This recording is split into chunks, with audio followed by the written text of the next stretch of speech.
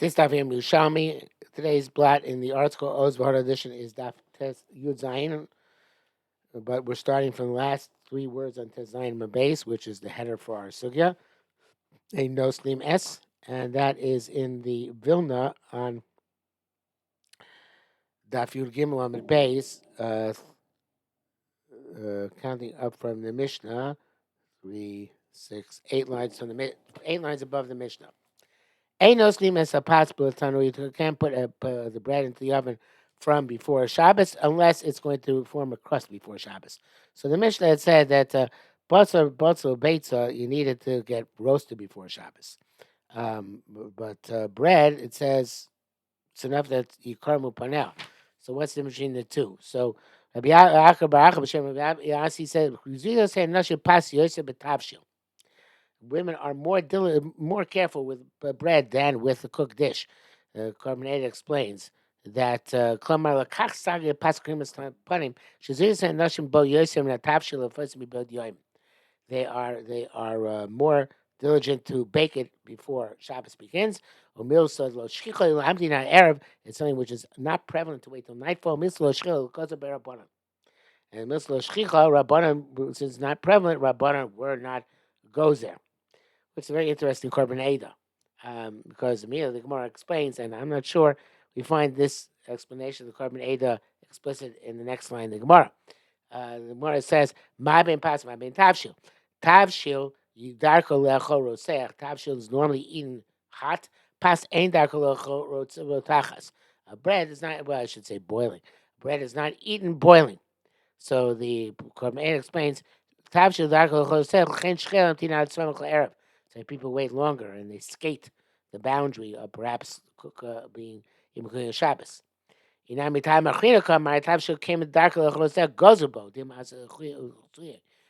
since Tavshil is normally people eat it boiling, we're afraid that a person is going to come to be chayta to rake the coals. The Bnei Moshe just eliminates that whole, or he doesn't, that whole idea of Karma that has to do with women preparing their bread ahead of time as opposed to preparing the meat ahead of time. He just says, based on this Gemara over here, the second part of the Gemara, that since bread is not good when it's very, very hot, the Moshe says, it's fine. It's not healthy if it's really, really hot. That's it's enough when it just formed the crust. We're not concerned. She's going to leave it there.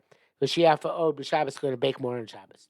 But Tavshil eat really, really hot.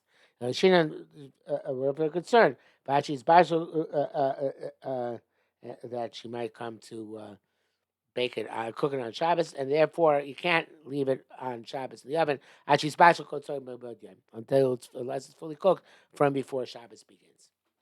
Okay, so again, ma bein pas, ma bein tavshil dakol chosech. Therefore, we're more concerned than shem yichate, and pas ein dakol chosachas. Therefore, not concerned with shem yichate, even from an earlier stage. Tamarin over there, they said in Bavel presumably pas chama chamasla b'tzidah. A hot piece of bread is its heat is on its side, meaning its heat is its deficit. It's a problem because it's not good for the body. Tzira tzoinin, somebody who's bitten by a wasp. I guess technically it should be not bitten, but stung by a wasp. His refuah is with something cold. Akra of chamin. If somebody is stung by a scorpion, then the antidote is something hot. Man the machliv, if you use cold for a wasp and hot for if you hot for a wasp and cold for a scorpion, sakana is dangerous. Okay, so since he brought down Paschama, obviously he brought down this additional point about hot stuff.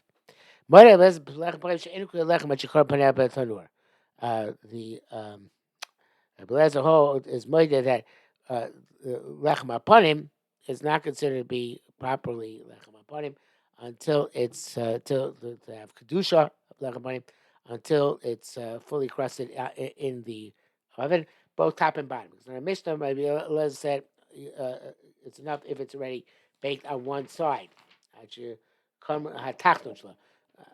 So how Pashas is talking about the part. I thought in the Mishnah we are going to get to the specification in the Gemara because the Bavli specifies what it explores what tachton is. But Pashas says tachton is the part closest to the fire. So once that gets crusted, that's enough, and you can leave it in the oven, even though the part further away from the fire hasn't yet crusted yet. But that's only true by Shabbos, by lechem aponim. It only gets its kedusha as lechem aponim once it's fully baked on both sides. And the Pnei Moshe says,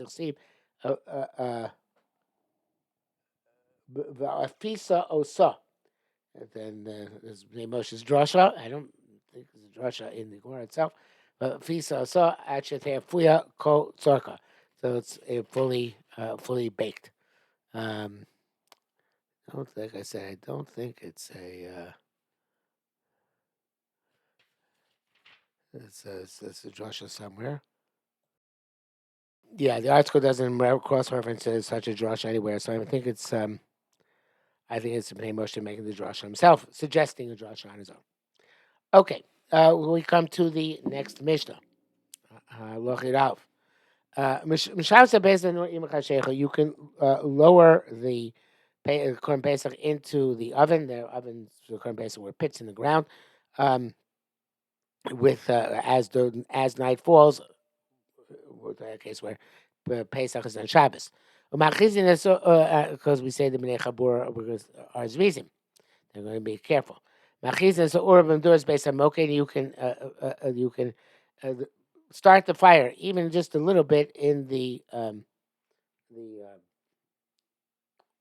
bonfire, was the base of moke, which used to heat up the Kohanim when they had to go to the Avodah when it was cold and they had to go barefoot. They needed something which would warm them up, so they had a bonfire in the base of moke. But that's only based on Moked. But Gvulin, if it's outside based on Mikdash, or Baruban, a bonfire is not going to be started, and you can't start it unless most of it is ignited from before Shabbos begins. Yehuda Omer says, but B'chamin Koshen, coals, which ignite much more readily, you don't need to have the majority of your pile of coals lit. Also, Koshen, as long as some part of them are lit, that's sufficient, as long as you make sure that happens before Shabbos. Tamatim, we learned over there. Chashecha, this is talking about when Pesach, Pesach comes on Shabbos. Yotzu v'tzolu es pischem. They went out and then roasted their psachim. The v'atar matrachein, and here you're saying what you said, which is a very strange comparison. So the Pnei Moshe says, "Alma avagav tzlias haPesach mitzvah sasehu." Even mitzvah tzlias haPesach rest of Pesach mitzvah say he chemiru b'alin Shabbos. The makom in terms of Shabbos that you can't do it on Shabbos. But here you say mishalshin haPesach nur im chashecha b'tmiya mikomkom nitzah kula b'Shabbosu. We're machmir on Shabbos not to roast the Korban Pesach on Shabbos, even though Korbanos, the Avodah of the Korban Pesach itself is Doicha Shabbos, but we're not Doicha Shabbos for the roasting. So if that's the case, why are you allowing the roasting to take place here mostly on Shabbos as long as you just started it with put it lower down the oven before Chashecha? So maybe Yosef said Chabur's reason. The Chaburas reason they know they're not going to be Chol Shabbos. So put it down and leave it there. We're not Choshish. So it's not Doicha Shabbos to when Erev Pesach comes out on Shabbos. And you have to wait until Shabbos is over. But it's no Torah to do it on Pesach. The Krav you have to do it on Pesach on Shabbos. The Krav you have to do it on Shabbos, but not the roasting. That way, Motzei Shabbos. But here, the opposite. Yes, make sure to start the roasting right before Shabbos begins. And so we start before Shabbos begins. We assume that the Bnei Chabur's reason they're not going to do any of the melacha of the cooking on Shabbos itself. The Gemara goes on. Pesach, Machzir Hashem Einam Machzir Mechutach. A Pesach, you can book back Shalom, you can't put it back cut up. Rabbi Shmuel Mibnei Pisulo. Rabbi Shmuel says it's possible because it's psul. Now, all the Mefarshim have a very difficult time with this language psulo, because they all go to the conventional understanding that we're talking about the issue of we're afraid that you're going to be mechata on Shabbos, going to inappropriately be told on Shabbos. Doesn't sound like and the Lusha psul doesn't seem to pass with that. So it just occurred to me now, a revolutionary new pshat in this Gemara, which I like to suggest, and could be totally wrong, but I suggest that he's saying there's a din of corn pesach is possible when you do it roasted, because when you cut it up or when you roast it cut up, because you're not allowed to be bashel mushal b'mayim. You're not allowed to use moisture to cook it, and if you cut the corn pesach, so then moisture is going to come out from one piece to another piece. Because then you're by definition, when you cut up as moisture emanating from one piece, it's going to another piece, and therefore the pieces are going to get cooked not just by the roasting process, but also by the moisture, and that's not allowed. So in a paslid, you can't be machzir it mechutach because it's going to paslid it because of the moisture. Now the Gemara goes on and says, Rabbi Yosef Yahu. So Rabbi Yosef says he's right, but not necessarily according to what I'm saying. It's not necessarily because of the reason he gave. Perhaps it's not possible. We'll come back to that in a minute, but perhaps not possible. But anyway, it's also why. And now he's putting it back right. He's putting it into the context of Shabbos. But Shmuel B'Shem Rabbi Zira didn't necessarily talk about about Shabbos. It could be the weekday as well. It says we're going to come back to that. But Rabbi Yossi says it's true, at least the context of Shabbos. You can't eat it if it's not fully cooked. You can't eat it raw, not fully cooked actually. But now you can't roast it. Why? Because if you're going to take it out, it's roasting on Shabbos, right? And so, mutar, if you're going to say he can take it out, even though it's already machal ben jusoy, it could be already, it's not fully cooked, but it's partially cooked. You're going to say he can take it out to check it. He's not going to fully roast it, miboid yoim. And because probably doesn't want to burn it, because he's not going to be able to eat it much later tonight, right? So therefore, he's going to check it out and not necessarily roast it properly. So therefore, we tell him, don't take it out. So therefore, so therefore he said, we tell him you can't put it back in if you take it out. So therefore. He's not going to take it out. He's going to leave it in and not going to check it. He's going to leave it in, not going to cut it up and check it, because otherwise, he's going to, if you let him to put it out, put it back, cut up. So therefore, he'll take it out, cut it up, check it out, and put it back. This way, if he can't cut it up anyway to check it out, so therefore, he's just leaving the whole thing and have it roast from before Shabbos and no problem. So again, he's putting the context of Shabbos, not psul of Korban Pesach, but the context of Shabbos, saying you can't be machzir even mibo yoim mechutach.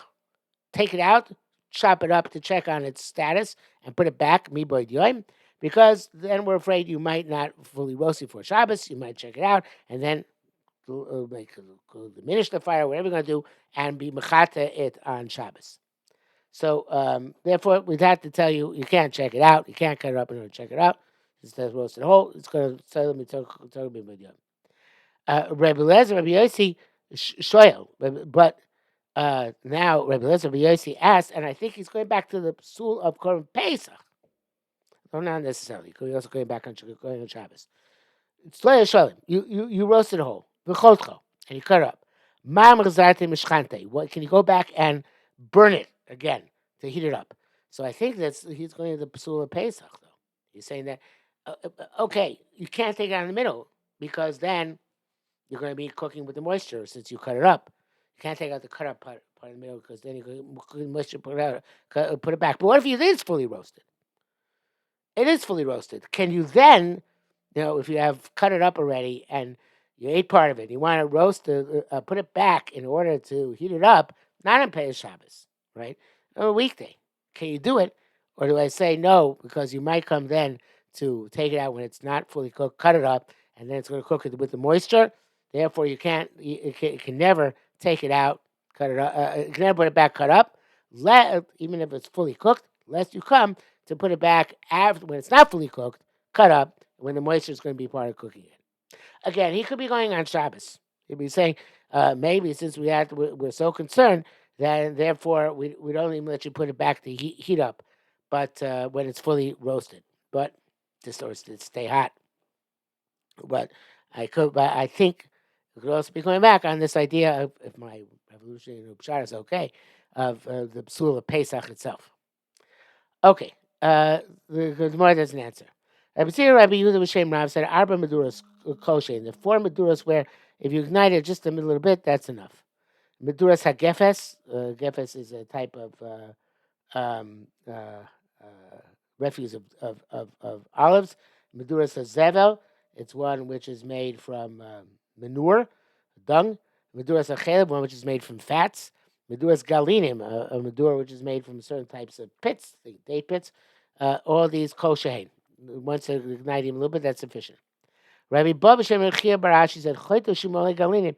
If you have a package which is full of these pits, I guess you put them into some sort of um, sack of some sort, and even though they're held together by the sack or whatever else is binding it together, um, uh, also kosher, still kosher.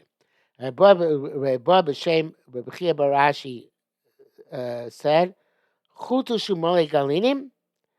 If this same chuto, which is full of galinim, im chunasas beruban.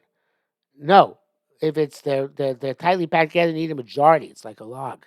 Majority has to be ignited. Im muzar they're scattered, berov kol predo. Each and every the majority of each and every one of these pits. So Mao Polik is the argument he said before. Before he said it's kosher. Now he's saying, oh, it depends on this, depends on that. But no matter what, he's not saying kosher. Saying the majority of the entire package or the majority of each one. So he says, "Kambabrios, kambatoshos." Evidently, they uh, if they're if they're healthy, I guess that means that they're still very juicy and moist and full of fuel. So then it's a kosher. Uh, Kambatoshos, if they're weak, they're not such good fuel. So then you need the majority of either the entire package or majority of each and every one. Yes, Hashem Rabbi Yirmiyah, Rabbi Yosef and Rabbi Yirmiyah, and Rabbi Chaim Matav Hashem Rabbi Rav. Is the client saying name Rav. Charoyos milamato ve'etza milamala. You have charoyos, which are branches of of date trees, and you have regular wood below. The Kamish Allah Ben Time Mutter once the fire is between the two levels, that's mutter. I guess it's not considered necessarily rove. It's enough, though, however, that it's going to continue burning. And Cheb Hashem Rab said, Korah, if you have a log, the Karmiya takes the next word for Ruba, Barova Kefa, the majority of its circumference has to be ignited. Mabrova, hey Kefa, what does it mean the majority of its circumference? Makam Echad, is it one place on the log as the majority of its circumference ignited? Or the majority of the log has to have most of its circumference ignited. Ashkachtani So we find that it has to be that it can no longer be suitable to be used for some sort of construction or other type of purpose. So that means the majority of the log. Kimas Nisa, and this is the way to read our Mishnah, where the Mishnah says, "B'chamin koshein," it means apin chamin koshein. In other words, don't he argues that Meduras space okay. Also, there he holds the kosher cane, that's kosher. But even by Chamim as well, he says that it's a kosher, not just by Meduras space okay. Okay, we finished the first parak. Mazel tov. Second parak. What do we light? Make a wick out of on Shabbos. What not? We don't use. I might as well look at the article to see interpretations of all these things. I don't remember what they are.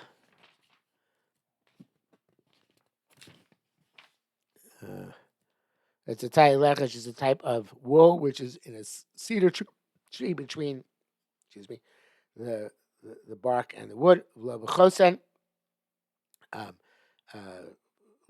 flax which is not yet had the seeds removed. Lo b'chalach, the refuse of silk. Lo b'silas idon, a type of wool which is found in an arava tree between the bark and the wood. Midbar, which is a kind of long grass which grows in the desert, and not with the green stuff which is on top of water, the algae in the top of water. That's the wicks you can't use. And you can't use the following oils, the following fuels. A little bit zephes, not tar. A little bit shava, not wax. And uh, this is beeswax. Um, the not talking about candles, using it as an oil. Lobin Shem Kik, not with translations castor oil. For Lobin Shem Sreifa, not with oil of truma, which is tame and has to be burnt. Loba Ayat, not with fat of the from the tail of a lamb. For Lo Chalev, nor with the fat of an animal. You can use fat which has been cooked. Whether it was cooked or not, you can't use it. And the Gemara itself will go into the description of the explanation of these things as well, but we'll leave that for tomorrow. Because